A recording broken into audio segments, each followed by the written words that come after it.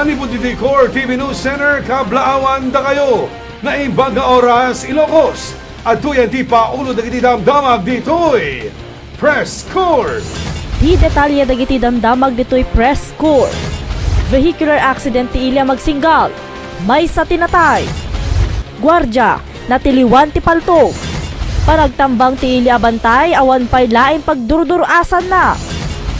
CCTV dakkel at tulong dagiti kapulisan. Tangket aspalto natakaw. Apit iti 2012 na busbuslon ngan tinapan na tawen. Vehicular accident iti Ili Asanta. Tricycle ken bus tinayin bulbar. Pan nakabartek rason ti aksidente. Nix Umar Arangkada. Ti detalye dagiti damdamag.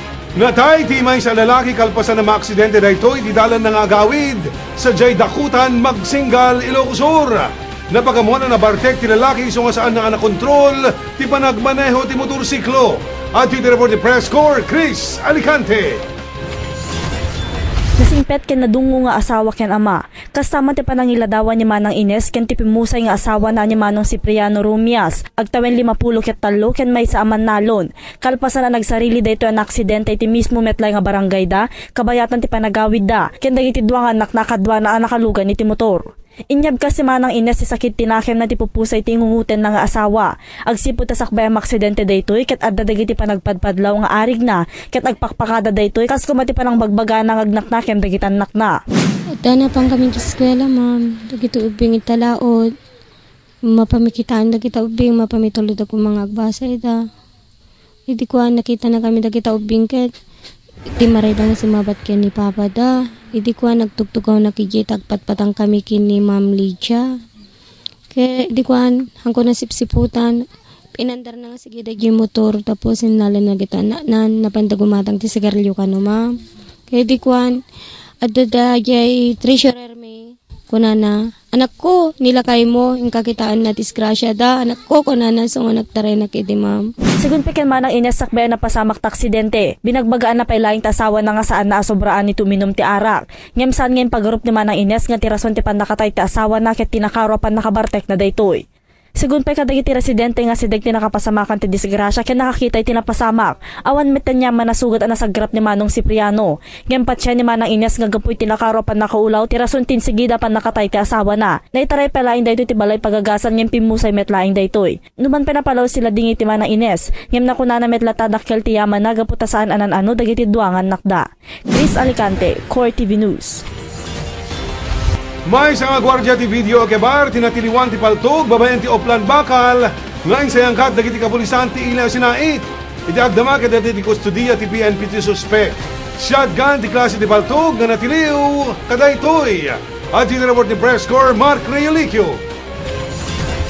Natiliw ti managan Jimmy Ilar Sagon alias Jim, 57 anyos. May sa nga security guard ti Mountainside Video Okebar, amasarakan ti barangay Magsaysay Sinait Ilocos Sur. Ken residente ti barangay Marnay iti metla na dakamat nga ili, gapu iti panagikot na ti paltog, partikular iti shotgun, pakairamanan ti upat abala.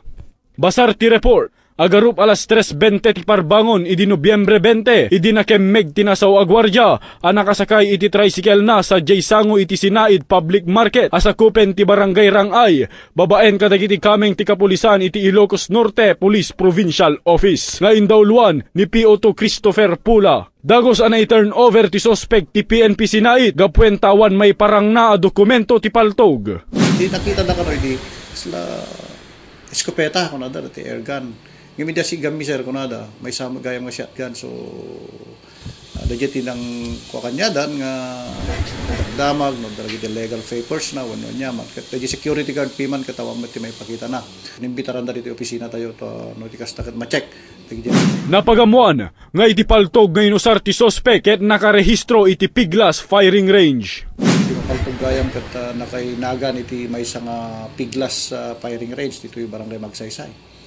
Ken adda iti may sapeng and facts da permit to transport firearms. Iti agdama, at dapay lang ti kustodiya ti PNP sinait ti sospek, kabayatan na nga iberberipika dagiti pan na kabagiti linteg, dagiti dokumento nga inted ti boss ti sospek, babaen ti fax machine anaglaon ti permit to transport, ken license iti paltog ana aramat. Mark Reyulicio, Core TV News. Sa balipay nga police report, aging ganay tagun daway awan pailaing ti mamalpalatpatan ti PNP bantay, iti kinasya sino dagiti nagtambang iti nasa unga ili. Tinatali ay dano ni Press Corps Ryan Pardo. Awan pa'y iti pamalpalatpatan, dagiti kaming iti kapulisan ti ili abantay, noan niya arason iti panakaigapuan, iti panakaambus ni Jaime Buesa, kalaksidan ngamin iti asawa iti biktima, ket awan ti maalada nga agtestigo, nakakita iti krimen. Nadanunan nga ron iti press corps ni Police Senior Inspector Andrew Rabang, Chief of Police ti ili abantay, nga agdama iti follow-up investigation da, iti pagtaingan iti biktima ani Buesa. Sungurod ti follow-up tatay di siya balay di siya ti victim purposely tapno maka-extract tayo ti information may panggip di siya incidente di kalman ngayon tatay nakapatpatang mi napampay metlaw nga makasarita iti nasayat sinis nga observe mi kat hysterical pa lang no medyo makaisaw ti ko ngayon ngumampay kasta itol-tuloy milat ti panagkankandak ti panagpalpalab mi barbaring no kuno malala nanto ti composure na barbaring no danto may balikas na nga road cause dato nga naging insidente. Iti may nga anggulo nga kitkitain dagiti kaming iti kapulisan no adda pa kay naigan iti imuna arason iti panakatambang iti biktima asaan nga pagkikiinawatan nga agkakabagyan. So far, awan pa met lang iti mangipakita nga talagang mangiprove nga DJ nga wag. Ngem naman pekasta, kitain tayo DJ nga anggulo, barbaring no adda pa kay konekan na. At least, lukas pangarigan may link DJ nga insidente, at least adan tumapilaan. Ngayon, so far, awan pa met lang tinibalikas di siya surviving wife na.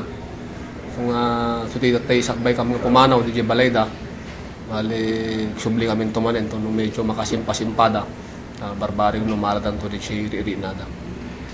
So far, met sungor di natatigit kita yung mga background no talaga nga niya ti nudaman dagiti talaga na unig nga phone ken ka po detoy.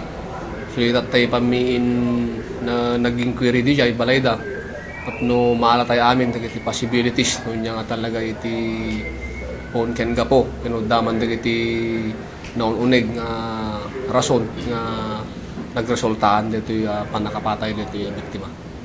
Pinadas nga nga alin iti reaksyon dagiti kaming iti media iti asawa ni Buesa. Ngem dita nga hinarangan na kam iti maysa nga kabagyan iti biktima nga mangisursuro. Asaan nga kapatang gapuanan ta saan pay nga naornos iti kapampanunutan ti asawa na. Amangan nga makaisawang iti sao nga saan nga umno. Ditapay nga indawat iti nasao nga mestra. Nga isardeng iti panangiwaragawag iti media iti napasamak ken ni Buesa. Pimanaw kam nga rod nga 80 ti naalaming impormasyon manipod ken ti asawa iti biktima.